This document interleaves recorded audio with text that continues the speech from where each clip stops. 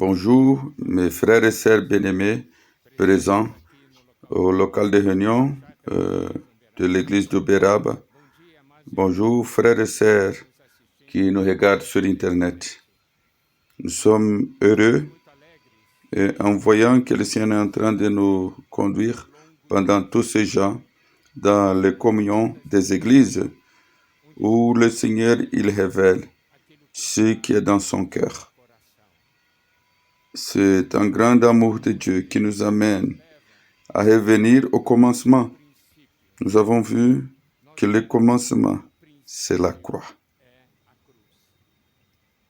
La croix, c'est le grand filtre de l'univers. Sur la croix, d'un côté, il y a la vieille création et de l'autre, il y a la nouvelle création. Loué soit le Seigneur. Nous avons passé par ces filtres. Nous avons passé d'un côté à l'autre. Aujourd'hui, nous sommes dans la nouvelle création. Nous avons sorti d'Adam pour entrer en Christ. En Christ, nous avons reçu la vie divine. Et le Seigneur est merveilleux car il nous aime. Il a préparé ce chemin pour nous. Nous savons aussi que dans la nouvelle création, quand nous gagnons plus de sa vie, plus de son esprit, et combien ça, c'est une bénédiction. C'est la plus grande bénédiction, c'est de gagner Dieu lui-même. Dieu lui-même qui habite en nous, qui vit en nous. Ce n'est pas une grande bénédiction, mais le meilleur encore. Pas seulement que nous recevons la bénédiction, parce que nous avons l'Esprit en nous, nous aussi, nous sommes devenus une bénédiction pour les autres. Frères et sœurs bien-aimés, vous êtes une bénédiction, car vous avez la vie de Dieu au-dedans de vous. Vous êtes quelqu'un, vous pouvez être quelqu'un qui amène Dieu aux autres. Quand nous touchons sur ce point, nous disons au Seigneur, nous ne sommes pas dignes de tout ça, Seigneur. Nous pouvons voir ta vie en nous. Nous pouvons aussi amener cette vie aux gens. Être une bénédiction pour les autres. C'est une grande honneur. Et par le fait que nous savons que nous avons le privilège, que nous avons cette capacité, et le Seigneur nous a donné cette autorité. Il veut que cette bénédiction puisse attendre plusieurs. Nous avons vu que le Seigneur veut utiliser chacun de nous pour attendre un à un. Un à un. Dieu veut t'utiliser, il veut m'utiliser aussi. Combien de personnes sur cette terre ont besoin du Seigneur? Et nous savons aussi une chose. Si nous prenons bien soin de ces gens en les amenant la parole, en les amenant à recevoir la vie du Seigneur, les amenant à recevoir la bénédiction du Seigneur, que c'est l'Esprit, ils deviendront aussi une bénédiction. Et si nous prenons bien soin d'eux, ils vont vivre la vie du corps. Ils vont vivre la vie du royaume. Ils vont vivre pour le Seigneur. Et ce matin, notre charge, c'est de toucher quelques points importants de notre relation avec Dieu. Et au début, je vais toucher les principes liés à l'adoration. Nous avons reçu de Dieu. Mais il y a quelque chose de nous qui revient à Dieu. Qu'est-ce que c'est notre adoration? C'est ce que nous avons reçu et ça revient à Dieu. Ce n'est pas l'adoration selon le concept humain, tout simplement une louange, quelque chose comme ça. Nous allons voir ça d'une façon plus adéquate. Dans l'évangile de Jean, chapitre 4, verset 21 jusqu'à 24, le Seigneur montre quelque chose de très important à nous. Verset 1, il dit, femme, lui dit Jésus, crois-moi, l'heure vient où ce ne sera ni sur cette montagne, ni à Jérusalem que vous adorerez le Père. Il y aura une heure. Quel endroit? L'important, ce n'est pas lié à quelque chose de physique. Verset 23. Mais l'heure vient, et elle est déjà venue, où les vrais adorateurs adoreront le Père en esprit et en vérité, car ce sont là les adorateurs que le Père demande. Dieu est esprit, et il faut que ceux qui l'adorent en esprit et en vérité. Allons voir des principes qui sont dans ces versets. Ça va faire changer notre personne aujourd'hui, la façon que nous adorons Dieu. D'abord, il y a un changement d'environnement, de l'environnement physique pour l'environnement spirituel. Ça, c'est merveilleux. Maintenant, c'est un esprit et en vérité. Ce n'est pas un endroit physique, c'est un endroit spirituel. Nous avons besoin de réaliser les faits. Et nous devons dire, Seigneur, Seigneur, quand je t'adore, je veux me préoccuper avec mon esprit. C'est un esprit que je dois t'adorer. Ma préoccupation, n'est-ce pas, ce n'est pas les choses extérieures. S'il y a un local bien beau, s'il n'est pas beau, comment c'est ceci, comment c'est là? Non. La question, c'est l'environnement spirituel. Comment c'est mon esprit? Ici dit, adoreront le Père en esprit et en vérité. Je dois me préoccuper avec cette réalité. Je suis à la réunion, c'est bon, oui, c'est bon, mais ce n'est pas suffisant. Je dois être à la réunion, mais le plus important, c'est être en esprit. Ça ne sert à rien si tu es à la réunion, mais tu n'es pas en esprit. N'est-ce pas? Je dois être en esprit. Parce que Dieu est esprit. Il est en esprit et en vérité. La vérité ici, ça veut dire réalité, la réalité. La vérité est aussi liée à la parole de Dieu. Car la parole de Dieu, c'est la vérité. Notre adoration n'est pas seulement en esprit, mais aussi selon la parole de Dieu. Ça, c'est très important. Esprit et vérité.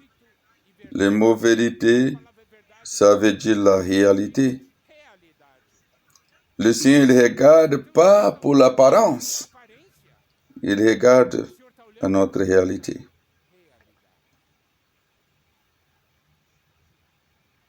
Si nous avons cette perception, notre comportement dans une réunion change. Je dois savoir chaque instant, est-ce que je suis ou je ne suis pas en esprit? Ce qui importe pour Dieu, c'est que je suis en esprit et que Dieu trouve la réalité en moi. Ça change ou pas? Oui, ça change. Maintenant, aujourd'hui, Dieu habite dans notre esprit. Éphésiens 2, 22 dit, lequel en vous, vous êtes aussi édifiés pour une habitation de Dieu en esprit. Une habitation de Dieu en esprit. Je veux vous dire quelque chose, mes frères et sœurs, très important. Adorer à Dieu, il y a un point. c'est s'approcher de Dieu, s'approcher de sa présence.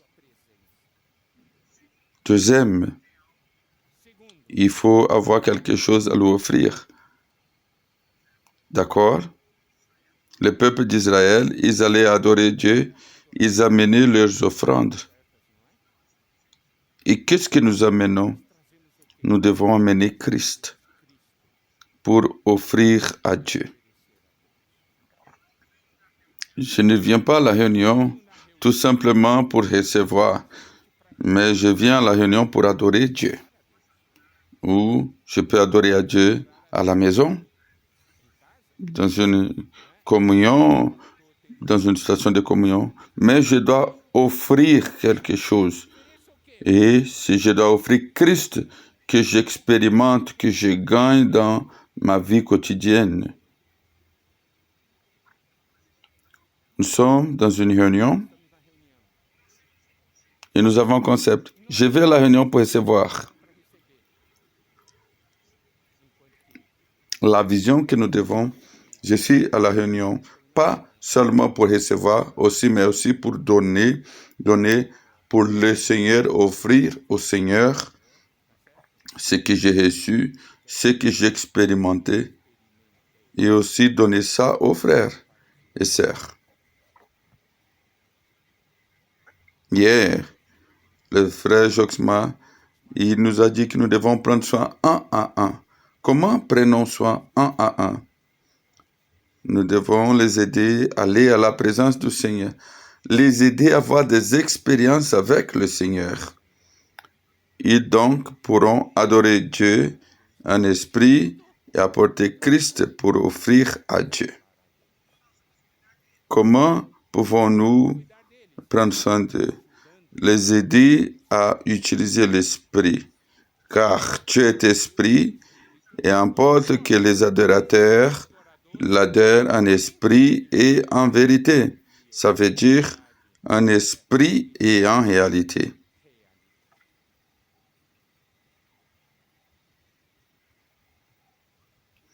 Un autre point que nous devons réaliser, car Dieu est esprit, il n'est pas limité, confiné à un endroit. Il n'est pas limité à des choses matérielles. Ça signifie, frères et sœurs bien-aimés, que vous, à chaque instant, vous pouvez adorer Dieu. D'accord? Je vais attendre pour adorer Dieu à la réunion. Qu'est-ce que vous dites là? Dieu est esprit. Vous devez être en esprit, adorer Dieu en tout lieu que ce soit.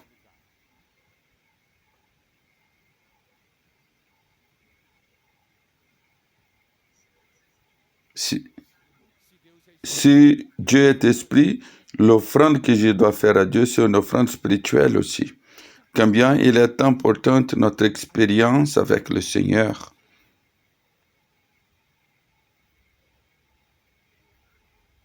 En finissant une réunion,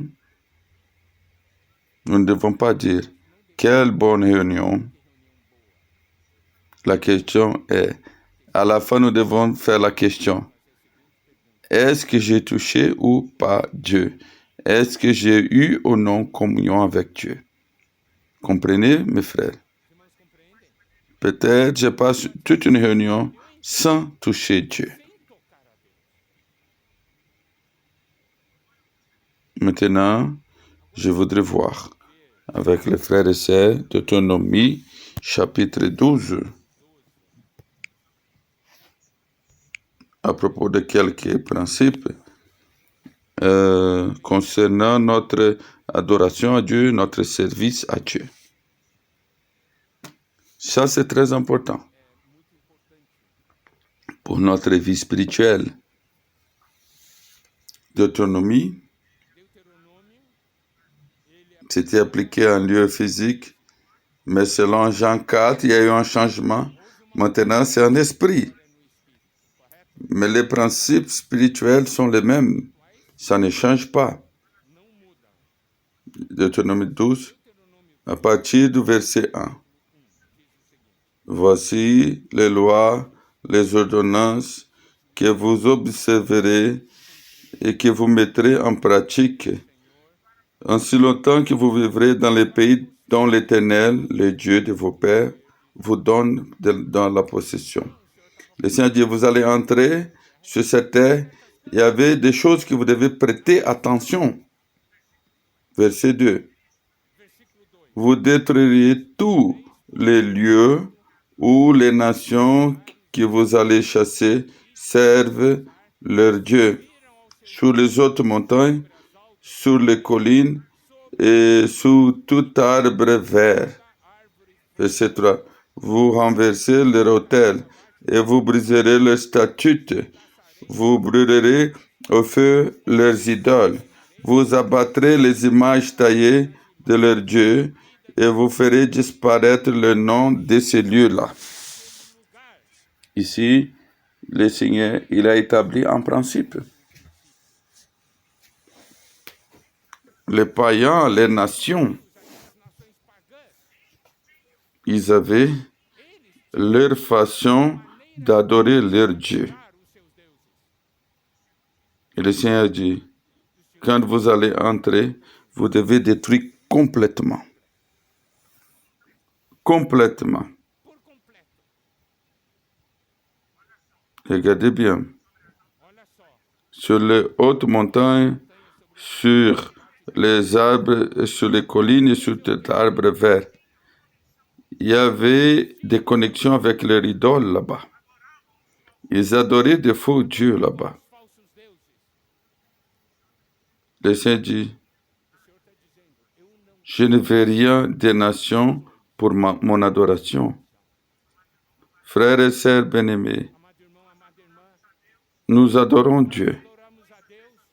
Est-ce que nous allons amener des choses des nations? Le Seigneur dit, nous devons détruire complètement. Il a dit, il faut étendre le nom de ces lieux-là. Est-ce que nous amenons d'autres noms? Est-ce que nous amenons le nom du monde? Est-ce que nous amenons des méthodes du monde? Comprenez-vous? L'adoration, c'est à Dieu et c'est lui qui va établir la façon. Et ce n'est pas nous, des critères qu'il a établis. Il y a des gens qui adorent Dieu et le monde en même temps. Est-ce que nous voulons être des gens comme ça? Je sers Dieu, mais je sers aussi le monde. J'adore Dieu, mais j'adore aussi des idoles. Peut-être tu dis, je n'ai pas d'idole. Est-ce que tu n'as pas?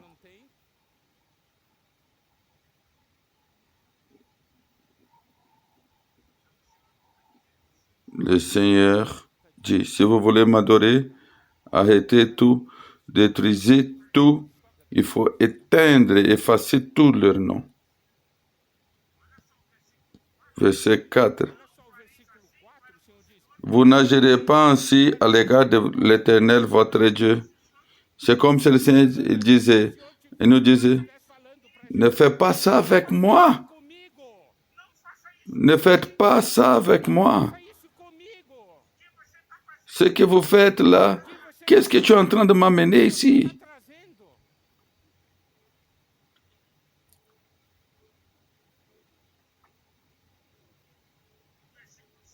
Verset 5. Mais vous le chercherez à sa demeure et vous irez au lieu que l'Éternel, votre Dieu, choisira parmi toutes les tribus pour y placer son nom. Le Seigneur dit une chose. Je veux que vous prêtiez attention. D'abord, mon nom, il est là ou pas? Est-ce que mon nom, c'est le premier ou non? Deuxième, Est-ce que le lieu, c'est le lieu de mon habitation? Est-ce que c'est moi que j'habite là-bas? Si c'est oui, tu peux m'adorer car je serai. Comprenez-vous? Regardez bien. Aujourd'hui, le Seigneur il habite dans notre esprit. Alléluia. Je dois adorer Dieu en esprit.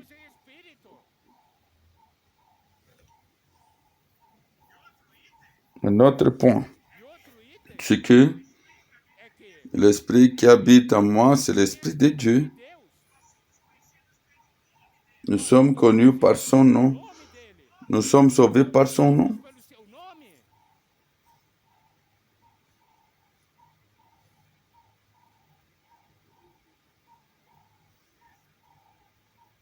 Regardez bien. Le Seigneur est qui va déterminer. Celui qui dit comment il veut être adoré.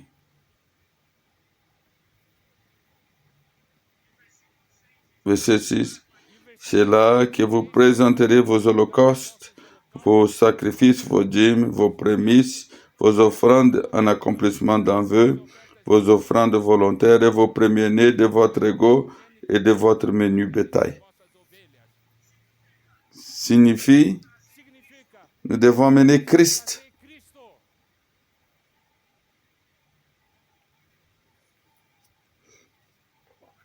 N'est-ce pas? Vous allez m'adorer, amener Christ à moi. Et je serai très content, très heureux. Nous n'avons pas des expériences avec le Seigneur, oui ou non? Oui, nous avons un Dieu vivant, ce n'est pas un Dieu mort.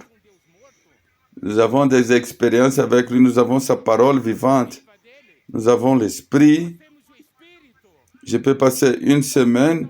Est-ce que je peux avoir une semaine sans aucune expérience avec le Seigneur? Donc, il y a un problème.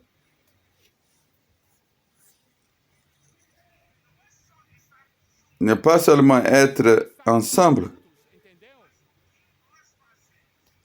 Qu'est-ce que nous faisons quand nous sommes ensemble?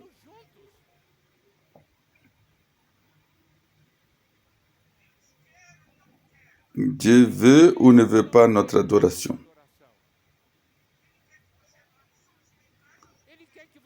Est-ce que il veut que tu adores seul à la maison ou avec les frères en réunion? Il dit, vous, ça veut dire ensemble avec les autres. Ce n'est pas seulement moi qui amène Christ à offrir à Dieu, mais vous amenez aussi. Et nous sommes où il y a le nom du Seigneur et où il habite.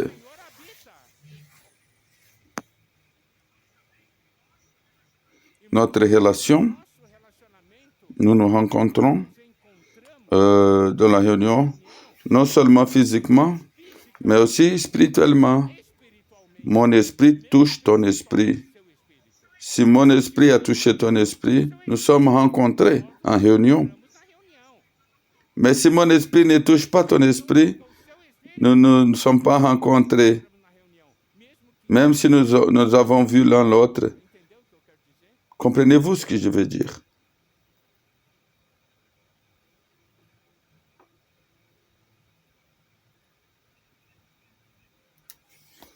Donc ici, nous pouvons voir quelque chose dans la portion de Deutéronomie 12, que le peuple de Dieu, il a quelque chose en commun. Il adore le même Dieu. En esprit, ils apportent Christ, n'est-ce pas? Ils ont le nom du Seigneur. Ils sont connus par le nom du Seigneur. Ils ont la réalité de l'habitation de Dieu en esprit. Tu habites dans mon esprit, dans ton esprit, et ensemble nous devenons l'habitation de Dieu en esprit. Et aussi, il y a une autre caractéristique très importante, la présence de la croix. Pourquoi? Nous avons des offrandes. Comment les offrandes ont été offerts à Dieu. C'est à travers l'autel, ça veut dire la présence de la croix. Combien il est important le premier message que nous avons entendu.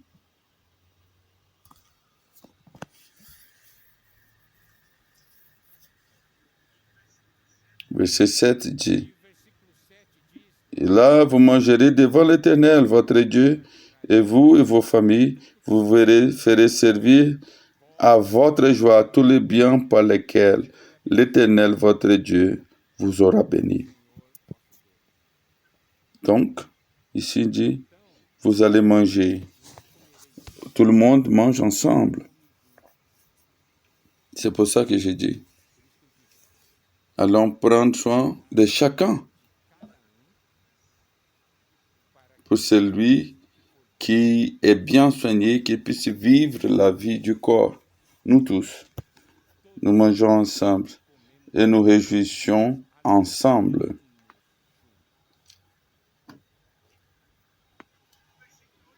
Verset 8.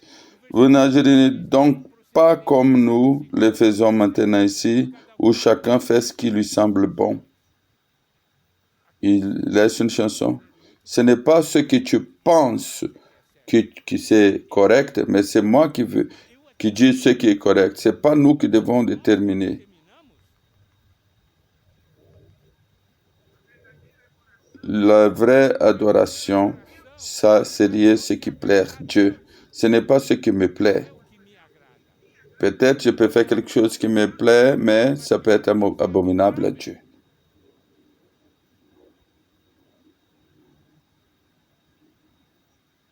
Donc vous allez réaliser que beaucoup de choses qu'on appelle adoration n'est pas une adoration.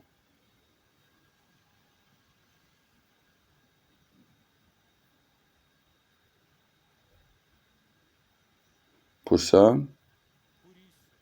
il est tellement important d'avoir des expériences avec le Seigneur et connaître qu'est-ce que la parole de Dieu nous dit. Principalement dans le monde où nous vivons, chacun, il fait ce qu'il pense qui est correct. C'est ça la situation du peuple d'Israël. Et le Seigneur dit, verset 8, et vous n'agirez donc pas comme nous le faisons maintenant ici, où chacun fait ce qui lui semble bon. Le Seigneur dit, dans l'Église, ce n'est pas chacun fait ce qui est bon à ses propres yeux, mais c'est nous tous faisons ce qui semble bon aux yeux de Dieu. Nous savons que le peuple d'Israël, ils ont eu une époque, il y avait une grande confusion, l'époque des juges, parce qu'ils n'avaient pas un roi.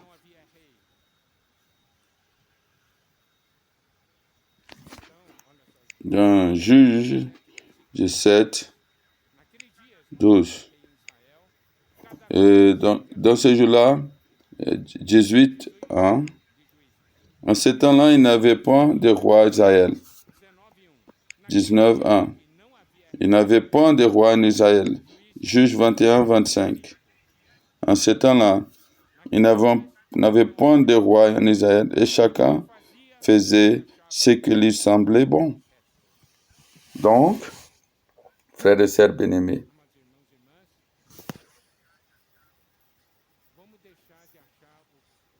allons arrêter de suivre ce que nous pensons et allons chercher ce que Dieu a demandé. D'accord? Verset 9 de Deutéronomie dit, parce que jusqu'à maintenant, vous n'avez pas entré dans le repos et l'héritage que Dieu vous donne. Mais vous allez passer le Jourdain et vous allez habiter sur la terre. Il vous donnera le repos de tous vos ennemis alentour. Et vous habiterez en sécurité. Verset 11. Il y aura un lieu où le Seigneur choisira, où il va faire habiter son nom. Je veux que les frères puissent prêter bien attention. Il y aura un lieu que le Seigneur choisira pour faire habiter son nom. Il y a le nom l'habitation de Dieu. Et nous savons que le lieu, c'est l'esprit. La réalité, c'est l'esprit aujourd'hui. Ce n'est pas un endroit physique. Qu'est-ce que nous devons voir aussi? À ce lieu, je vais faire arriver tout ce que je vous ordonne, vos holocaustes, vos sacrifices, vos prémices et les offrandes choisies que vous ferez à l'Éternel pour accomplir vos vœux. Quand nous sommes ensemble avec les frères, c'est le moment de présenter les richesses que nous avons. À la maison, je suis en train de jouir. Mais la portion que ce que nous avons, ça doit appartenir à tous. C'est la portion pour tous. Le verset 12. C'est là que vous réjouirez devant l'Éternel, votre Dieu, vos fils, vos filles, vos serviteurs, vos servantes, et le Lévite qui sera dans vos portes, car il n'a pas d'héritage avec vous. Vous allez réjouir devant l'Éternel. Nous devons nous réjouir devant le Seigneur, notre Dieu. La joie. Ce matin, j'ai vu vraiment de joie à la réunion. Loué soit le Seigneur. Toute réunion doit être comme ça. La joie. Vous savez, l'accent ici, c'est un accent de l'Ancien Testament. Là, vous allez vous réjouir. Il faut être joyeux devant le Seigneur. Car vous avez Dieu. Car vous avez le nom du Seigneur. Là, le Seigneur l'habite. Vous devez être joyeux, n'est-ce pas? 1 Thessaloniciens 5, 16. Réjouissez-vous toujours.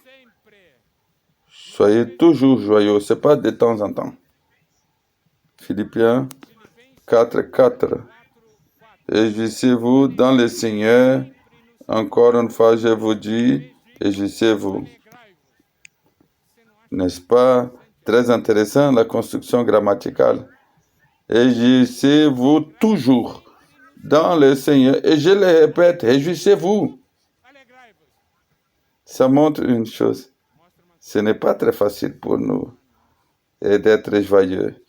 Mais le Seigneur dit, je fais question que vous soyez joyeux.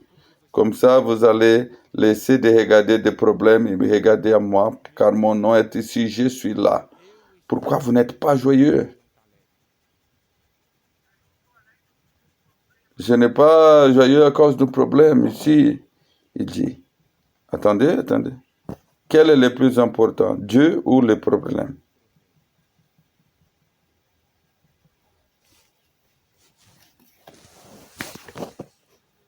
Alors, verset 13, il dit, garde de ne pas offrir vos holocaustes en tout lieu que vous voyez, mais c'est là où le Seigneur choisira dans une des tribus, c'est là que tu feras tout ce que je t'ordonne. Nous devons voir une chose, frères et sœurs bien-aimés. Combien il est important d'être en esprit dans une réunion, car la réalité du nom de Dieu et la réalité de la personne de Dieu sera présente. Et je veux que tu m'adores en esprit. C'est comme si on met quelqu'un dans la réception et quand le frère arrive, il dit, mon frère, comment ça va ton esprit? Vous avez l'esprit, exercez l'esprit. Comprenez-vous? On arrive dans la réunion, dans la chair, des fois. On arrive même encore avec la haine de quelqu'un. Et on pense que tout va bien. Ce n'est pas très bien. Ce n'est pas tout bien. Tout va bien. Je suis venu à la réunion. Ça ne veut rien dire. J'ai touché Dieu. Maintenant, oui. Oui. Mais en esprit.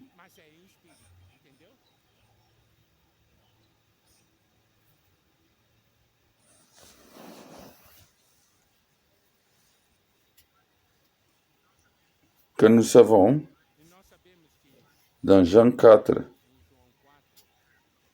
la femme a parlé de Jérusalem ou la montagne. Et le Seigneur dit qu'il y avait Jérusalem. Dieu, il avait choisi un lieu physique dans l'Ancien Testament. Le psaume 132, versets 13 et 14. Le Seigneur, il a choisi Sion. Il a choisi pour son habitation. Il est cassé mon lieu de repos toujours. J'habiterai car je l'ai désiré. Ce qui concerne l'adoration à Dieu, ce n'est pas ce que tu penses ou que je pense. Ce que Dieu a déterminé. Et Dieu nous donne un principe. C'est où j'habite, où il a mon nom. En esprit. Je vais mettre l'accent en esprit. Si nous tous, nous faisons attention à ça, il sera quelque chose de très important. Nos réunions vont changer et notre soin envers les frères vont changer.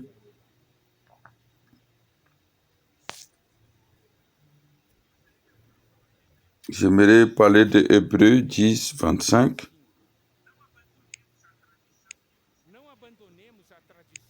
N'abandonnons pas notre assemblée comme c'est la coutume. N'abandonnons pas la tradition de réunir comme Église selon les coutumes de quelques-uns, mais au contraire, exhortons-nous réciproquement, au cela d'autant que vous voyez de s'approcher les jours. Ça veut dire quoi? Plus c'est proche l'avènement du Seigneur, plus nous devons nous réunir, car nous devons aider les uns les autres. Comprenez-vous? La réunion, il y a plusieurs aspects, soit les groupes familiaux, les petits groupes, de grandes réunions. Ils vont être ensemble avec les frères en esprit, toucher Dieu en esprit.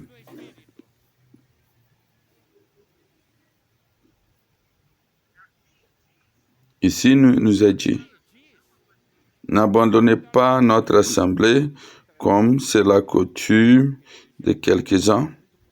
Nous réalisons que la question de la pandémie, à cause de l'isolement, il y a beaucoup de gens qui sont arrêtés de se réunir. De temps en temps, ils arrivent, ils sont habitués à ne plus se réunir. Mais la parole de Dieu dit, comme c'est l'habitude de quelques-uns. Mais au contraire, il faut exhorter, il faut motiver les uns les autres. Le mot exhorter ici, c'est motiver. Dis frère, allons-y, bon, allons-y à la réunion. Nous avons besoin de toi. C'est motiver l'un l'autre. C'est une ordre du Seigneur. Plus que vous voyez que les jours s'approchent,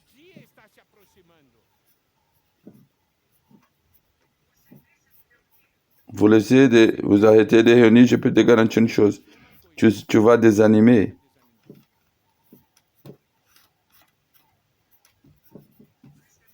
C'est pour ça qu'il est important, nous motivons, encourager les uns les autres.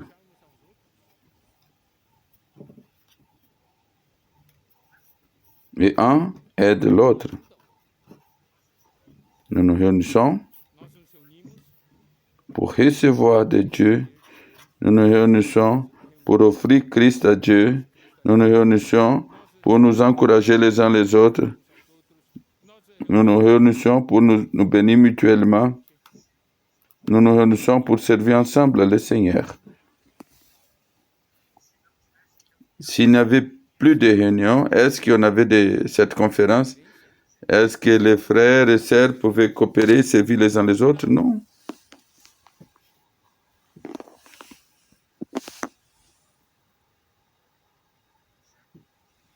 Un homme de Dieu a dit, je veux que vous regardiez sur la Bible. Quand on parle de la Bible, il parle des saints. Les saints sont toujours pluriels. Notre lieu, c'est d'être ensemble dans les troupeaux de Dieu.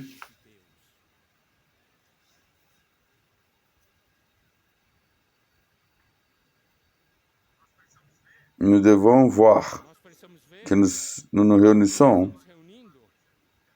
Je vais vous montrer une autre chose. Un verset. Il y a des versets que tu ne peux pas juger tout seul. Matthieu 18, 19.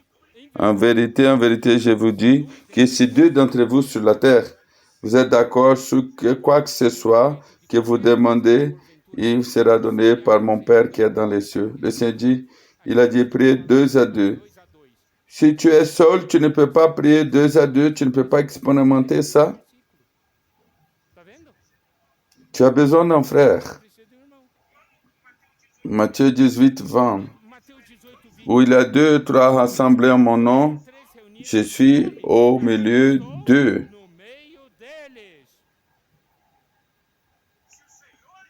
Si le Seigneur il est au milieu, c'est une réunion liée au ciel. Le Seigneur, il est là. Le nom du Seigneur est là.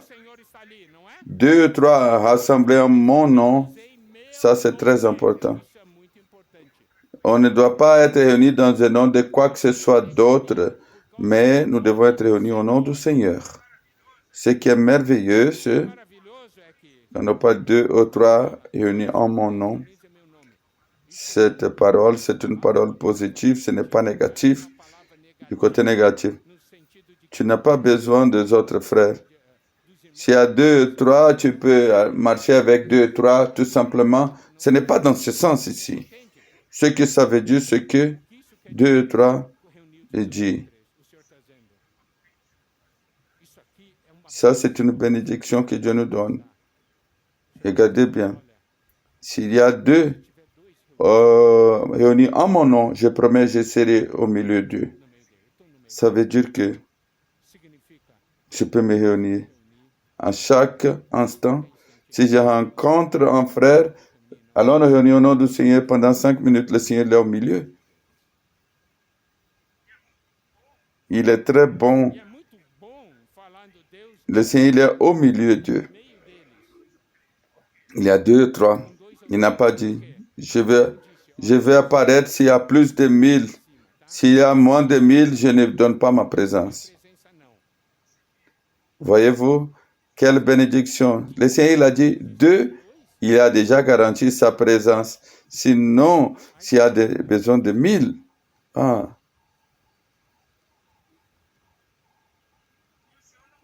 le Seigneur n'a pas dit si 2 ou 3, est-ce qu'ils sont forts spirituellement ou faibles? Il n'a pas dit ça. 2 frères très faibles. S'ils sont réunis au nom du Seigneur, le Seigneur est au milieu d'eux. C'est le sentiment en 2 frères faibles et rassemblés. Nous sommes ensemble, mais ça ne va rien donner. Je suis faible, tu es faible. Qu'est-ce que ça va donner? Ce n'est pas ça. Ça peut avoir 2 faibles. Le Seigneur sera au milieu. Ça, c'est un grand encouragement. Il n'a pas dit quelqu'un. Il faut, s'il y a 2 forts qui sont rassemblés, je suis au milieu. Il a dit 2 ou 3.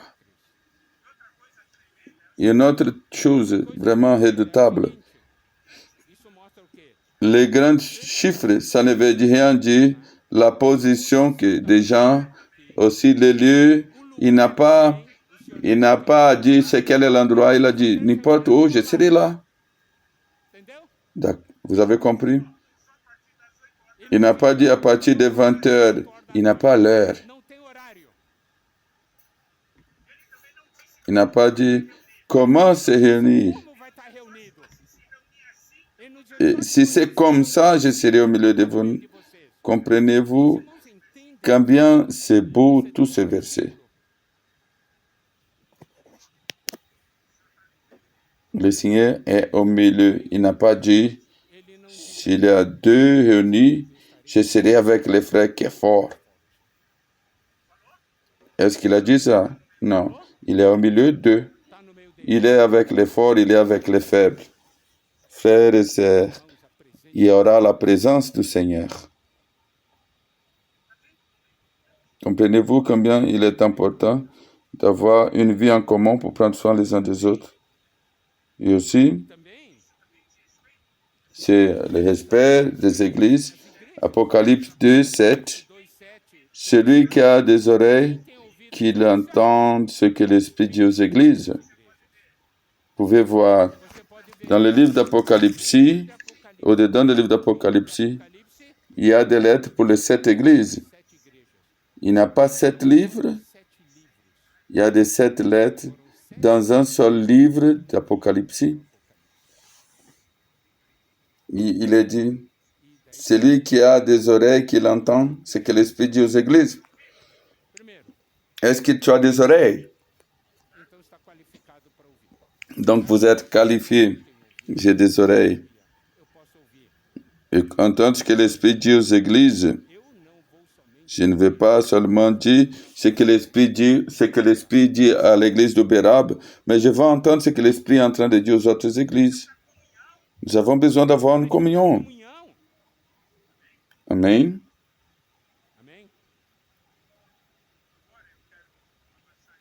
Maintenant, je vais avancer un peu plus à propos de la direction. Parce que nous sommes en train d'avancer dans l'unité de l'esprit. Je vais toucher l'évangile de Jean, chapitre 17. C'est la prière de Christ. Je trouve cette portion merveilleuse. Ça, c'est une prière que le Seigneur l'a demandé d'enregistrer pour que nous puissions connaître ce qu'il y a dans son cœur. Il était près de partir, il a fait cette prière. Donc tu peux toucher ce qu'il y a dans le cœur de Dieu et savoir ce que le Seigneur il veut. Le Seigneur il désire. Je vais toucher quelques points. Jean 17, 15.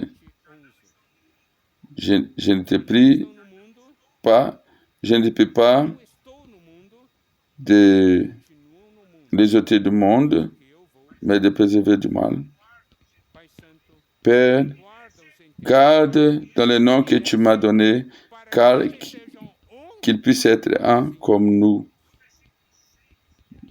Verset 6. J'ai fait connaître ton nom aux hommes, et tu m'as donné du monde.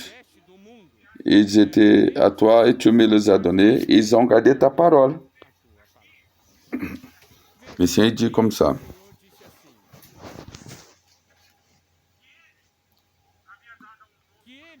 Qu'il avait donné un nom aux disciples, le nom du Père, le nom de Dieu, pour qu'ils soient un. La préoccupation du Seigneur, je veux qu'ils soient un comme nous, comme les fils et les pères, ils sont un.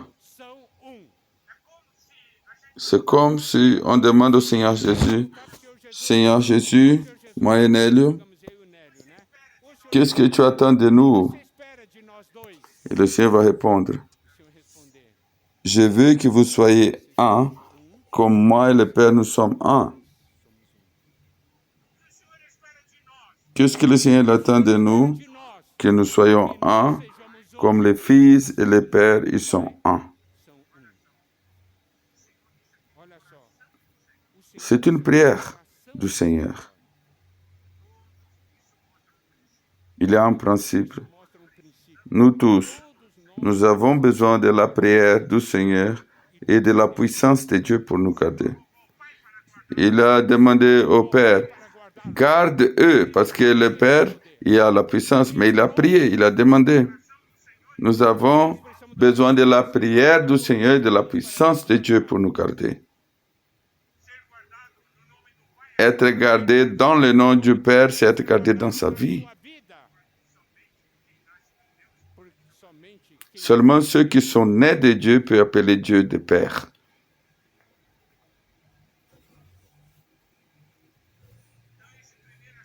Le premier aspect, c'est l'unité du Père. L'unité de la vie divine. Nous sommes nés du même Père. Nous allons jouir du même Père. Et le Père va nous unir.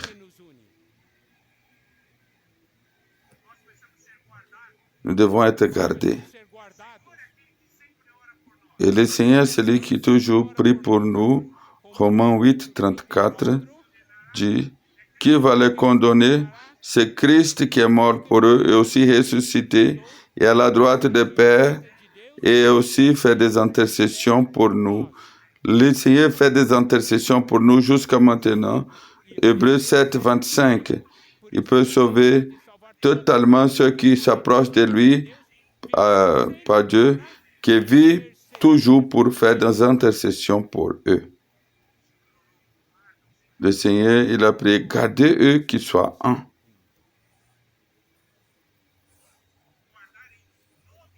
Gardez un nom, garde ton nom. Ce n'est pas à cause d'un ange, au nom d'un homme, nom d'une personne ou un nom d'un leader. C'est gardé dans le nom du Seigneur, le nom de Dieu. Nous sommes connus par le nom du Seigneur.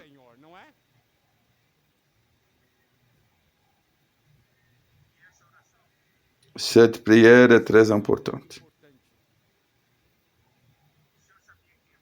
Le Seigneur savait qu'il allait mourir. Il allait partir. Et après, de son départ, qui va maintenir les disciples unis? Comprenez-vous, mes frères? Qui peut maintenir ces disciples unis? Ils étaient tellement différents les uns des autres. Matthieu 26, versets 31 et 32. Donc le Seigneur a dit, ce soir vous serez tous scandalisés. Cette nuit, je frapperai les bergers, les brebis du troupeau seront dispersés. Mais après, je serai ressuscité et je vous précéderai en Galilée. Matthieu 26, 56. Mais tout cela est arrivé afin que les écrits des prophètes fussent accomplis. Alors tous les disciples l'abandonnèrent et prirent la fuite. Ça veut dire quoi? Vous regardez? C'est fini. Jésus est mort, donc c'est fini. Mais le Seigneur l'avait déjà prié. Il avait laissé un nom, la parole et la gloire qui viendra après là, pour qu'il puisse être un. N'est-ce pas merveilleux?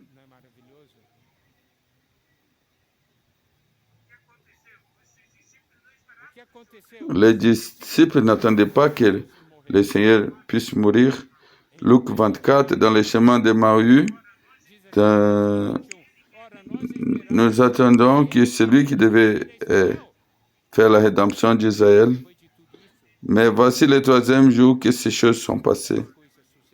C'est comme ça, il est mort. Mais il y avait quelque chose qui était en train de le reconnecter. Comprenez-vous, mes frères et sœurs? Jean 17, 20. Ce qu'il produit, c'est l'unité d'esprit, de cœur, unité de propos et unité de but. Jean 17, 20. Ce n'est pas pour eux seulement que j'ai pris, mais encore pour ceux qui croiront à moi par leurs paroles. 21.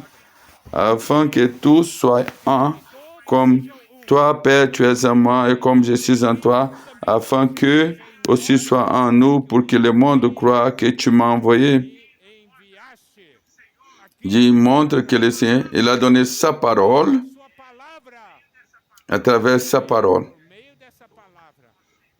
Il veut que nous tous nous soyons un, comme tu es en moi et moi en toi, qu'eux soient un en nous. Dans cette prière du Seigneur, 3 fois il a dit, je veux que vous soyez un.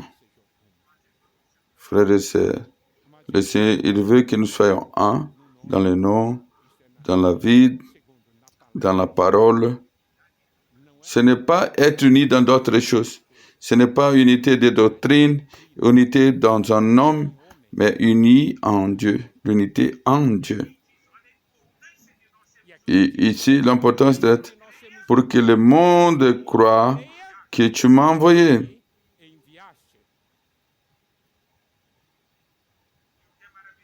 Ce qui est merveilleux, verset 20. Je ne prie pas pour seulement eux que j'ai pris, mais encore pour ceux qui croiront en moi par leur parole. Nous, le Seigneur Jésus a prié pour nous dans Jean 17. Pour vous et moi, c'est très bon, n'est-ce pas? Pour que nous soyons un. Encore plus, cette unité va faire que le monde croit. Que le monde croit que tu m'as envoyé. Une fois, nous avons sorti. Beaucoup de frères ont sorti. Tous sont différents. Et vous êtes tellement différents, comment vous pouvez être ensemble? Car nous avons le même Père. Il était très étonné. Comment? Car nous sommes des enfants de Dieu. Les fils et les pères, dans son essence, ils étaient un. Essentiellement, ils sont un. De façon économique, ils sont différentes. Vous pouvez observer, étant différents économiquement, mais ils ont l'unité. Ce n'est pas, je ne peux pas être un avec Ner car il est différent de moi. Les fils et les pères étaient différents d'une façon économique. Ils étaient un, comment nous ne pouvons pas. Si nous avons reçu cette même vie, nous avons reçu le nom, nous avons reçu la parole, et encore plus la gloire. Donc le Seigneur a prié pour ceux qui allaient croire en lui. Apocalypse 7, 9. Après cela, j'ai regardé, voici une grande foule de personnes qui ne pouvaient compter de toutes nations, de toutes tribus, tout peuple et toute langue. Ils s'étaient nés devant le trône, devant l'agneau, et vêtus de robes blanches et de palmes dans leurs mains. Des nations, des différents, des peuples. Je veux qu'ils soient un. Est-ce que c'est possible? Oui ou non? Oui ou non? De façon humaine, non. Mais selon la parole de Dieu et la vie de Dieu, oui, c'est possible. Le Seigneur l'a prié pour ça. Si le Seigneur veut ça, je veux aussi. Est-ce que tu veux? Car le Seigneur, il veut. Et à la fin, nous avons qui parle de la gloire. Jean 17, 22. Je vous ai transmis la gloire que tu m'as donnée pour qu'ils soient un comme nous sommes. Chaque fois que Dieu a donné quelque chose, pour qu'ils soient un. Tout ce que Dieu nous a donné, c'est pour que nous soyons un. Donc, je vous ai transmis la gloire que tu m'as donnée pour qu'ils soient un comme nous le sommes. Moi en eux, et eux et vous et moi, afin qu'ils soient parfaitement un et que le monde puisse savoir que tu m'as aimé et tu les as aimés aussi. Si vous regardez cette portion de Jean 17, quand le Seigneur donne la parole pour qu'ils soient un, pour que le monde croit que tu m'as envoyé, quand il a donné la gloire, pour que le monde connaisse que tu m'as envoyé et tu les as aimés comme tu m'as aussi aimé. Les choses éparpillées, car la gloire, c'est l'expression de Dieu.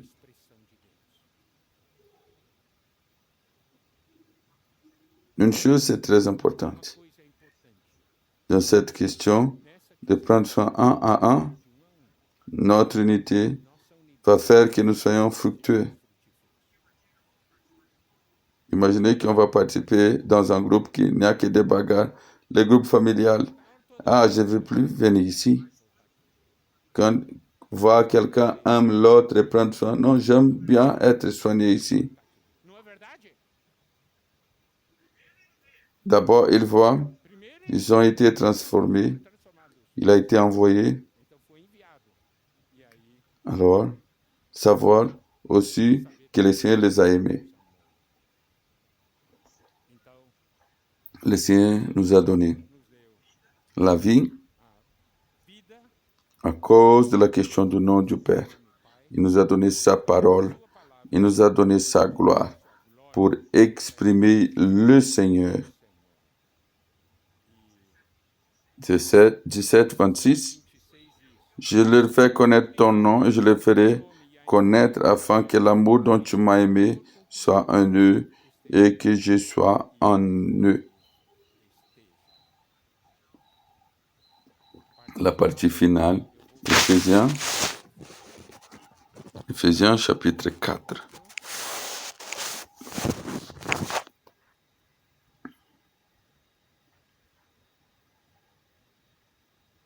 Si. Je vous exhorte donc, moi, les prisonniers dans le Seigneur, de marcher d'une manière digne de la vocation qui vous a été adressée. Vous avez été appelés à être un. En toute humilité et douceur avec patience, vous supportant les uns les autres avec amour. Humilité, douceur, patience. Supporter, ça veut dire se donner des soutiens, c'est charger sans charger. Ici, il y a encore l'amour. Si nous avons tous ces points, il dit, vous en efforçant de conserver l'unité de l'esprit par les liens de la paix. L'unité de l'esprit, nous avons tous l'esprit et nous sommes un dans cet esprit. C'est très important. L'unité, douceur, patience, nous donnons du support les uns les autres et nous avons l'amour. Il y a un fruit qui s'appelle la paix. Et c'est 4. Il y a un seul corps, un seul esprit, et comme vous avez été appelés à une seule espérance de votre, il y a un seul Seigneur, une seule foi, un seul baptême, un seul Dieu et Père de tous, qui est au-dessus de tous et parmi tous. Alléluia. Vous devez entrer dans cette portion d'Éphésiens 4. Nous devons vous aider à entrer dans la Bible. Vous devez entrer dans cette portion ici. Je vais vous dire une chose. Nous allons avancer d'une façon très ferme dans l'unité de l'Esprit pour la gloire de Dieu. Que Dieu puisse bénir vous tous. Amen.